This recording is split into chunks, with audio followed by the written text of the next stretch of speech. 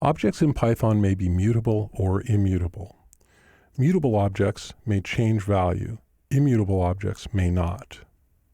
Some immutable objects at times may look like they're changing their values. They're not actually changing their values though. The distinction is visible using the ID function. Integers, container objects, strings, things like these may appear to be changing values when they're not. For example, here in the Python shell, we can create an object and we'll call it X and we'll assign a number to it, 42. Integers are immutable objects in Python. And if we look at the value, we see that it's 42.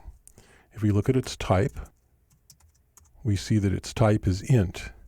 If we look at the ID, we see that it has this unique identifier.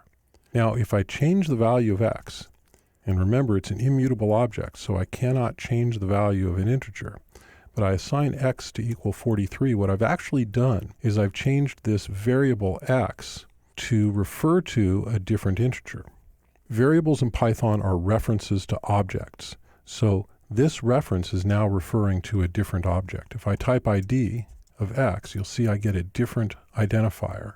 If I type X, I see that it's 43. If I assign X back to 42 and take its ID, you'll see that this ID is now exactly the same as the one up there. So I did not actually change the immutable value.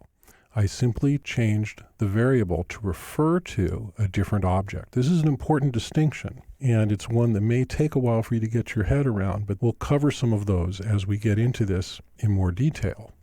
There will be times when something that you want to do, like change the value of a string or to insert objects in a tuple, you may find that you need to use a different type, a mutable type, instead of an immutable type, in order to be able to accomplish what it is you're trying to accomplish.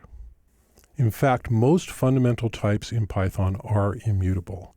Numbers, strings, and tuples are the fundamental types that are immutable. Mutable objects include lists, dictionaries, and some other objects depending upon their implementation.